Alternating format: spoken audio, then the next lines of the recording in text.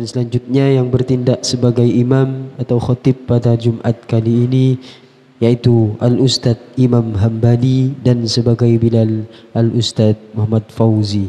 Demikian yang dapat kami sampaikan, kurang lebihnya mohon maaf. Ihdinas siratal mustaqim. Assalamualaikum warahmatullahi wabarakatuh.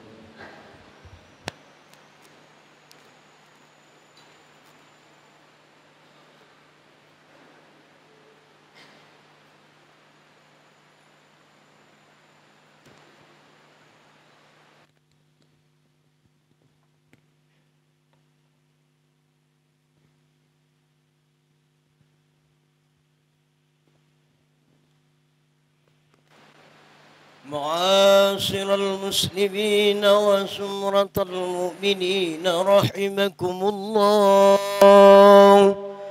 روي عن أبي هريرة رضي الله عنه أن النبي صلى الله عليه وسلم قال: إذا كنت لصاحبك يوم الجمعة أنصت والإمام يخطب فقد لغوت، أنصتوا واسمعوا وأطيعوا رحمكم الله. أنصتوا واسمعوا وأطيعوا رحمكم الله. أنصتوا واسمعوا وأطيعوا رحمكم الله. اللهم صل على محمد. اللهم صل على سيدنا محمد. اللهم صل وسلم على سيدنا ومولانا محمد. السلام عليكم ورحمة الله وبركاته.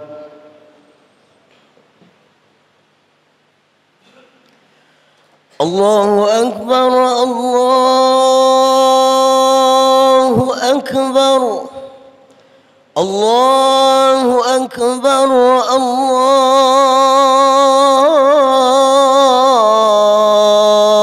الله أكبر.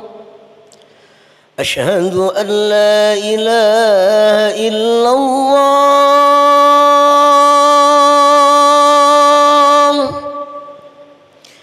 أشهد أن لا إله إلا الله.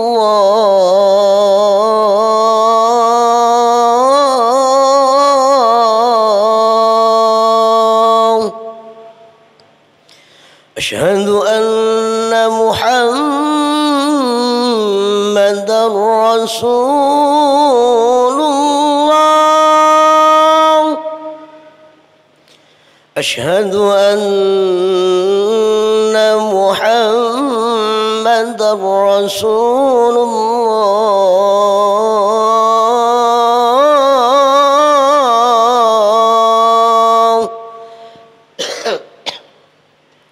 حي على الصلاة.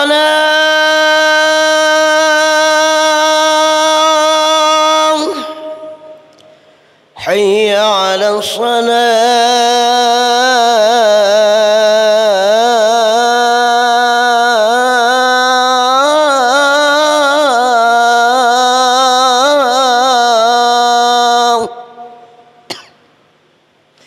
حي على الفلاح.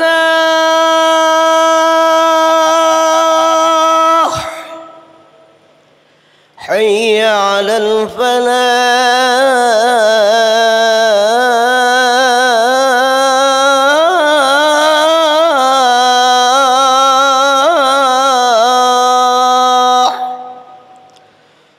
الله أكبر الله أكبر. لا إله إلا الله.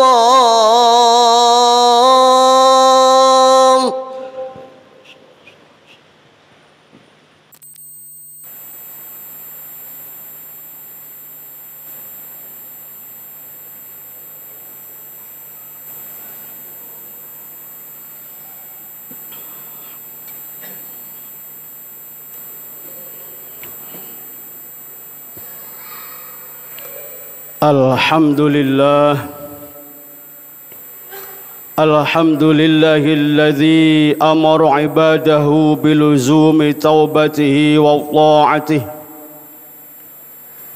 أشهد أن لا إله إلا الله وحده لا شريك له الذي خضع جميع خلقه لعظمته وعزته وأشهد أن محمدًا عبده ورسوله المبعوث رحمة لجميع خلقه اللهم صل وسلم وبارك على سيدنا وحبيبنا وشفيعنا وقرة أعيننا محمد صلى الله عليه وسلم وعلى آله وأصحابه وجميع أمته أما بعد فيا أيها الحاضرون رحمكم الله أوصيكم وإياي بتقوى الله فقد فاز المتقون فاتقوا الله وأطيعون واعلموا أن الله مع المتقين. Ma'asyiral hadirin, jamaah salat Jumat Masjid Al-Falah yang semoga semuanya mendapatkan rahmat Allah, kasih sayang Allah Subhanahu wa taala. Dalam satu hadis yang diriwayatkan oleh sahabat Abdullah bin Abbas radhiyallahu anhu, suatu hari beliau berada di belakang baginda Nabi Muhammad sallallahu alaihi wasallam. Kemudian Rasulullah bersabda kepada sahabat Abdullah bin Abbas, "Ya ghulam, inni u'allimuka kalimatin." Wahai pemuda, aku akan mengajarimu beberapa kalimat.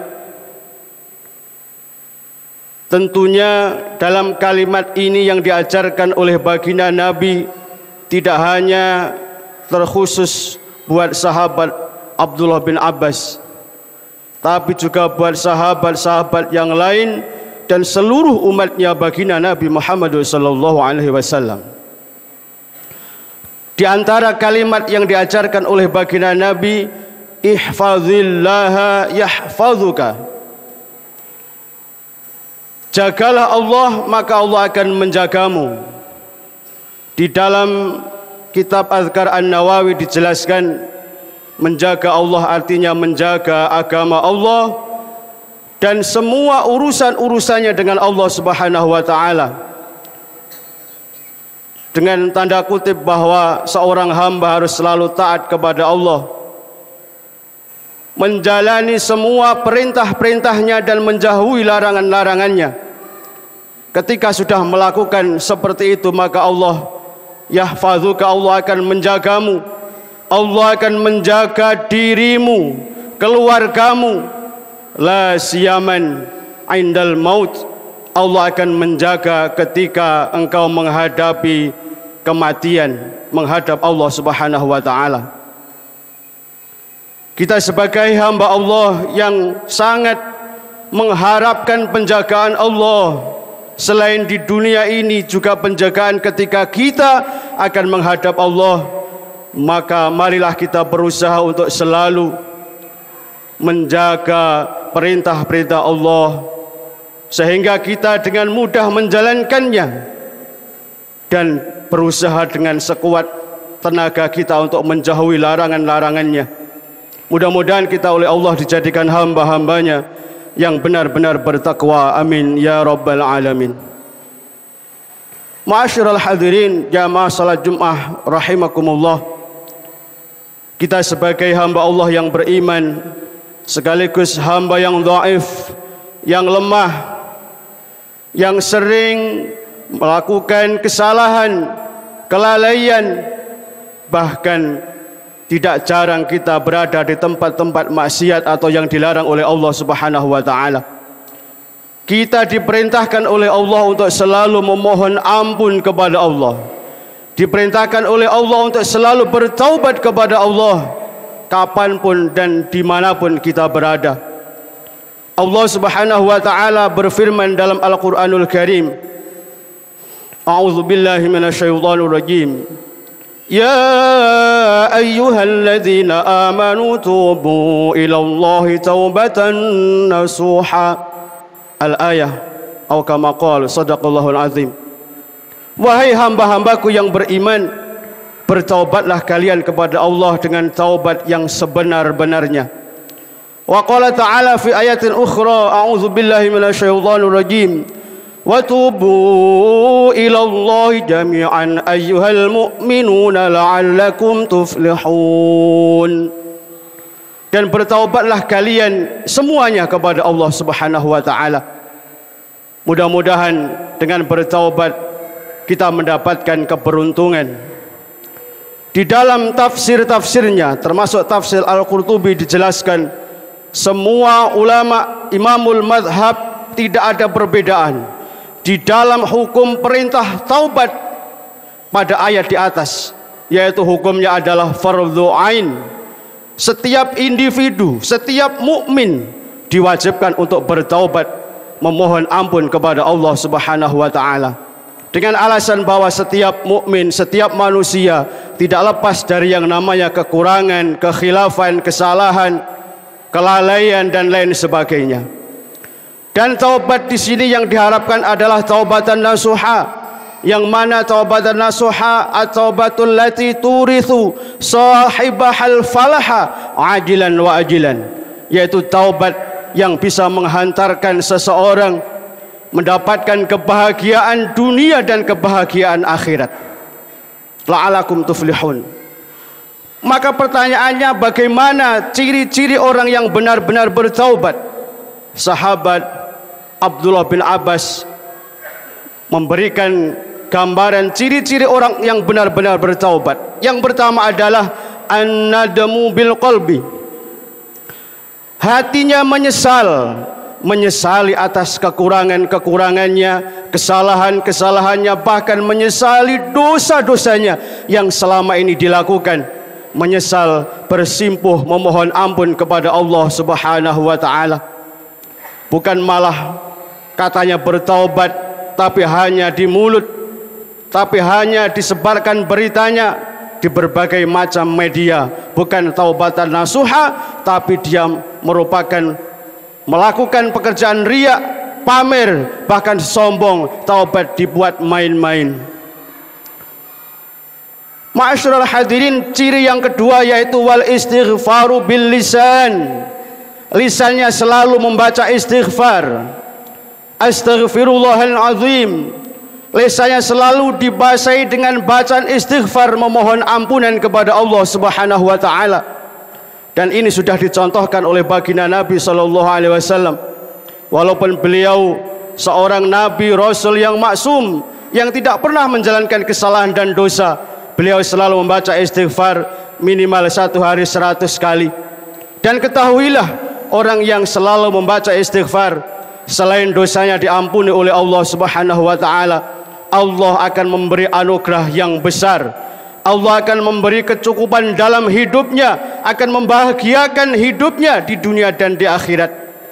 Sebagaimana yang dikutip oleh Syekh Muhammad bin Abdullah Al-Jurdani di dalam kitab Al-Jawahirul Lu'iyah, mengutip qaul ba'dus salaf, wa qala ba'dus salaf, man ahabba an yakthura malahu wa waladahu wa yubarik lahu fi rizqihi falyaqul astaghfirullah innahu kana ghaffara fil yaumi 70 marrah.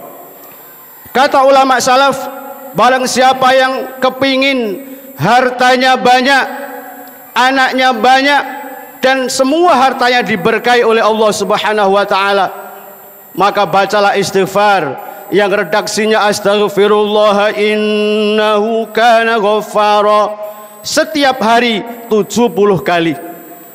Ma'asyiral hadirin, ini sudah diamalkan oleh guru-guru kita dijazahkan oleh ulama-ulama panutan kita, sesepuh kita, dan bahkan dalam kisah yang masyhur Syekh Hasan Al-Basri ketika mendapatkan 3 tamu yang berbeda. Yang satu kepingin dikaruniai anak, yang satu, yang kedua kepingin dagangannya laris, yang ketiga kepingin tanamannya subur. Beliau memberikan amalan doa, bacalah istighfar. Maka ketika tamu sudah pulang, melihat santrinya ada keraguan, mengapa Syekh punya tamu 3 yang berbeda, amalannya sama? Maka beliau menjelaskan seperti halnya yang dijelaskan dalam kitab di atas, sesuai dengan firman Allah Subhanahu wa taala ketika Allah menceritakan Nabi Nuh, A'udzu billahi minasyaitonir rajim. Faqultu astaghfiru rabbakum innahu kana ghaffara yursilis samaa'a 'alaikum midraran wa yumdidukum bi amwalin wa banina wa yaj'al lakum jannatin wa yaj'al lakum anhara. Shadaqallahul azim. Kata Nabi Nuh, maka aku katakan, mintalah ampunan kalian kepada Tuhan kalian. Sesungguhnya Tuhan kalian adalah yang Maha Pengampun. Maka ketika sudah memohon ampunan, akan diturunkan hujan yang lebat dari langit yang membawa berkah. Akan diberikan anak yang banyak, harta yang banyak, akan dijadikan kebun-kebun dan sungai yang mengalir. Ma'asyiral hadirin, sebagai makhluk hidup, binatang ternak, hewan melata, tak terkecuali semua manusia, ketika dalam hidupnya sudah banyak air, kemudian mempunyai anak yang banyak sebagai generasi penerus yang solih-solihah, harta yang banyak sebagai bekal dalam hidup dan perjuangannya, tanamannya subur, air mengalir dengan deras untuk kebutuhan sehari-hari, minum, makan, sesuci, mandi dan lain sebagainya, maka dia akan merasakan kebahagiaan yang luar biasa.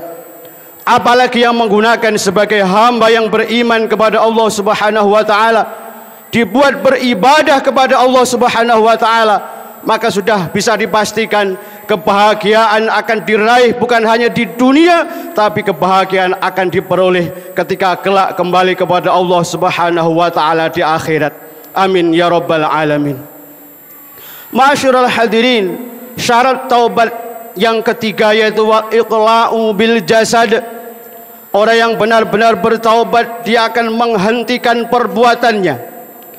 Suatu kebohongan, jika ada seseorang yang berkata taubat, mengaku taubat, tapi tetap saja di tempat itu, di tempat maksiat, di tempat yang dengan mudah menjalankan maksiat, larangan-larangan Allah Subhanahu wa taala.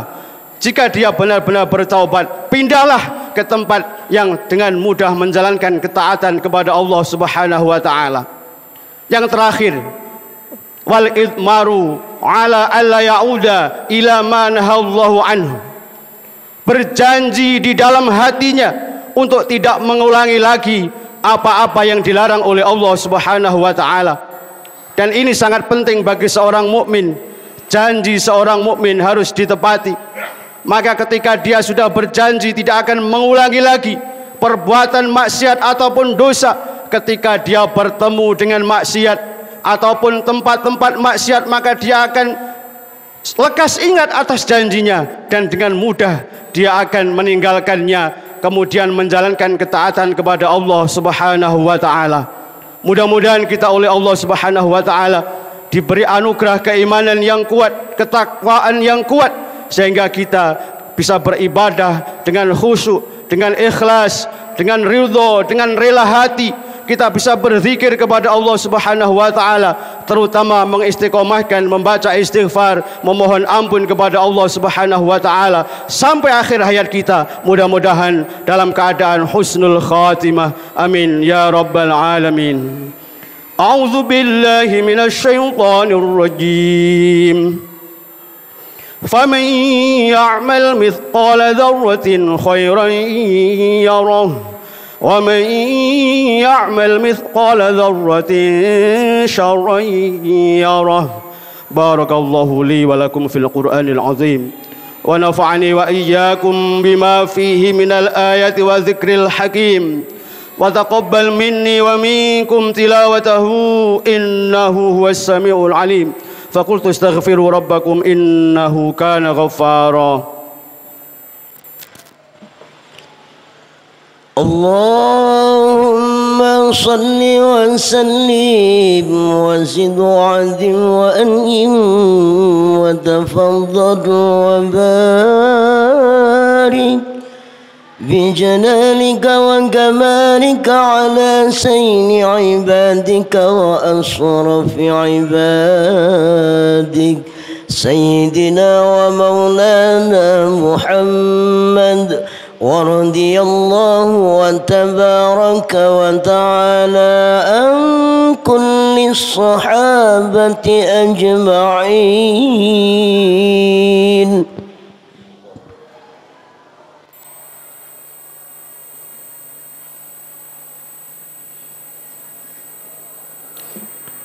الحمد لله الذي عمت رحمته وجلت وأظهر دينه لنكون على نعم تجلت وتأبدت.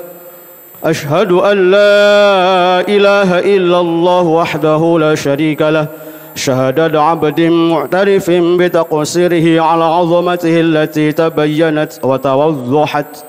وأشهد أن محمدًا عبده ورسوله الذي أوضح سبيل السعادة لأمة أطاعت وارتقت. اللهم صل على سيدنا محمد وعلى آله وأصحابه وسلم تسليما كثيرا. أما بعد فيا أيها الحاضرون رحمكم الله، أوصيكم وإياي بتقوى الله، فإن التقوى منبع السعادة الدنيوية والأخروية. فقال تعالى: أعوذ بالله من الشيطان الرجيم، إن الله وملائكته يصلون على النبي يا أيها الذين آمنوا صلوا عليه وسلموا تسليما.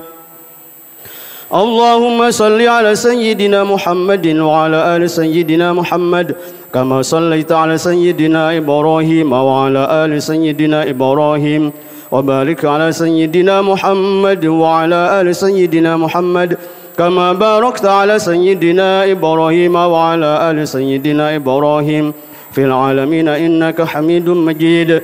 اللهم اغفر للمسلمين والمسلمات والمؤمنين والمؤمنات الأحياء منهم والأموات إنك سميع قريب مجيب الدعوات وقضي الحاجات إنك على كل شيء قدير. اللهم إنا نستحفظك ونستودعك أدياننا وأنفسنا وأهلنا وأولادنا وكل شيء أعطيتنا.